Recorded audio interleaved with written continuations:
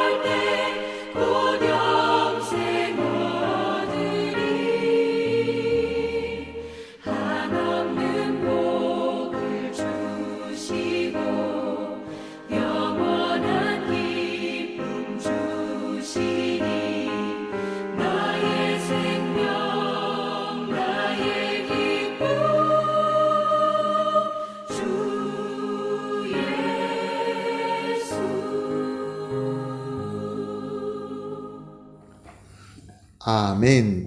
할렐루야. 감사합니다. 하나님 말씀 함께 보시겠습니다.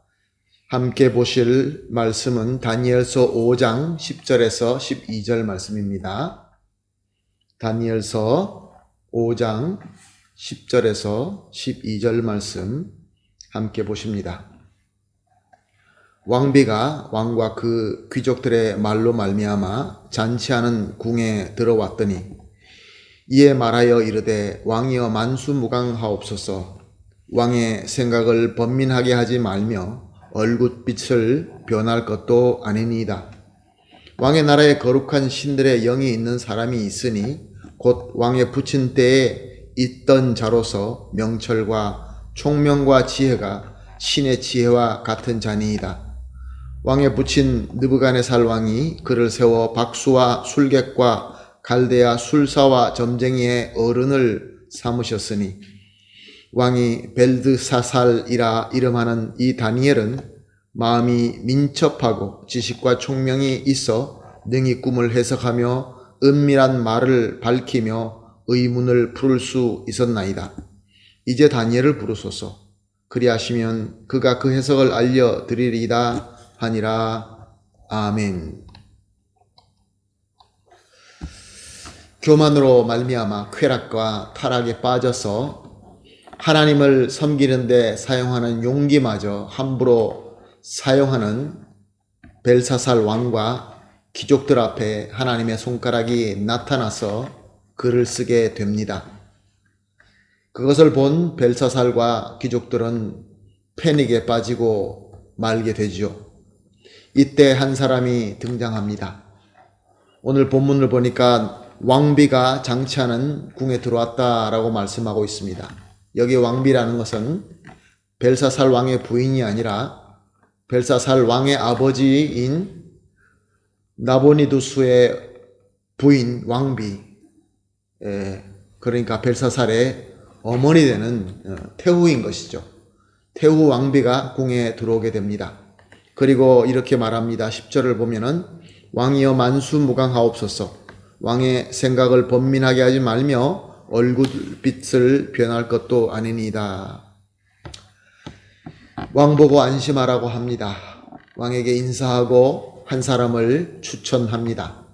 이 왕비의 말에 의하면 그 사람은 거룩한 신의 영들이 함께하며 또 그 신의 명철과 총명과 지혜가 있어서 그 어떤 의문도 풀 수 있는 자다라고 소개를 하게 됩니다.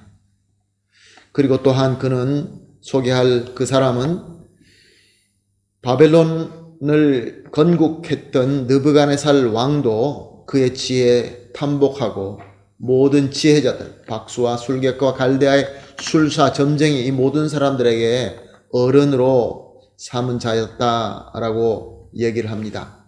그 사람이 누구입니까? 바로 벨드사살이라고 이름하는 다니엘이었습니다. 사랑하는 성도 여러분, 지금 저와 여러분이 살고 있는 이 세상도 이때와 마찬가지로 쾌락과 타락과 거짓으로 큰 혼란과 어두움의 위기에 빠져 있습니다. 사람들은 두려움 가운데 있습니다. 세상의 리더들은 올바른 길을 제시하지 못하기 때문에 모든 사람들은 어떻게 나가는 것이 올바른 길인지 모릅니다. 많은 이론이 있고 많은 지식이 있지만 올바로 가게 하는 길이 무엇인지 모릅니다.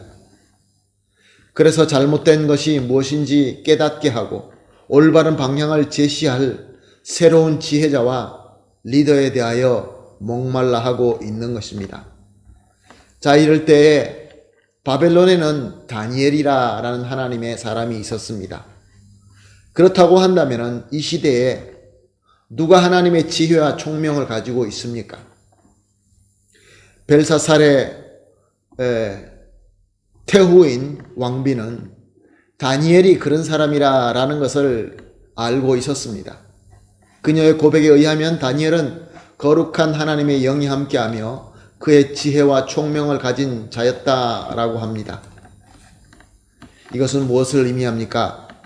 하나님과 함께하는 자, 하나님으로 은혜 받은 자는 어디에서 무엇을 하든지 간에 하나님의 빛을 발하기 마련인 것입니다. 그래서 세상 사람들도 하나님의 은혜를 받고 하나님으로부터 지혜를 받는 자는 이 세상 사람들도 알 수밖에 없는 것입니다. 사랑하는 성도 여러분, 우리가 하나님의 은혜를 받았습니다. 하나님의 영인 성령이 우리와 함께하고 있습니다. 그렇다고 한다면 우리는 하나님의 지혜와 총명을 받아야 될 줄로 믿습니다.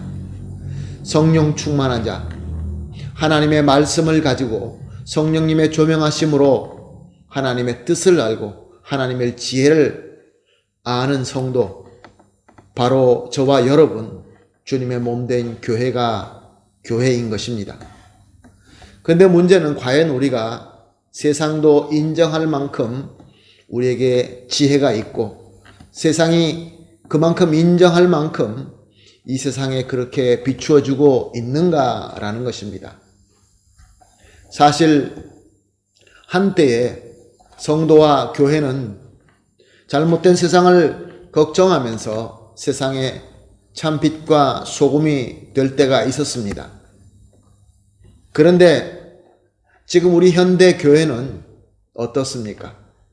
타락하고 공포로 번민하는 사회에서 진정으로 하나님의 빛과 소금이 되고 있습니까? 오히려 세상이 교회를 걱정하고 근심해주는 그런 상황이 아닙니까? 이것은 우리 교회의 교만과 타락의 수준이 세상의 수준과 같던가 아니면 더 못하다라는 것을 증명하고 있는 것입니다.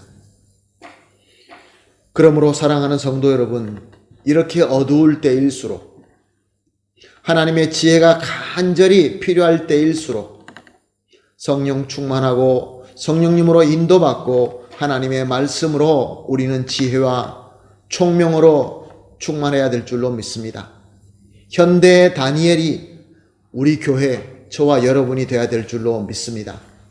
오늘 우리 하나님께서는 본문 말씀을 통하여 저와 여러분을 현대 다니엘로 부르시고 계신다는 것을 믿으시기를 예수님의 이름으로 부탁드립니다. 우리의 지혜가 아닙니다. 우리의 경험이 아닙니다. 우리의 노력이 아닙니다. 우리의 마음 가운데 거하시는 하나님의 영으로 말미암아 말씀을 볼 때 주시는 하나님의 지혜가 분명히 있을 줄로 믿습니다. 그러므로 오늘 이렇게 기도하십시다.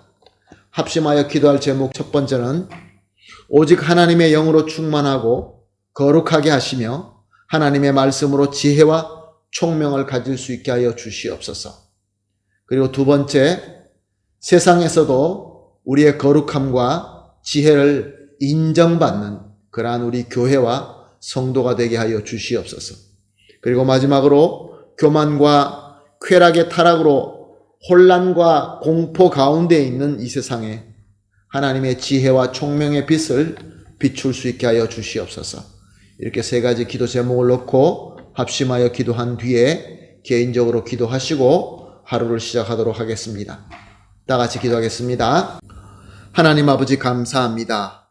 오늘도 주님의 말씀을 주시며 특별히 하나님의 영으로 말미암아 도전을 주시니 감사합니다.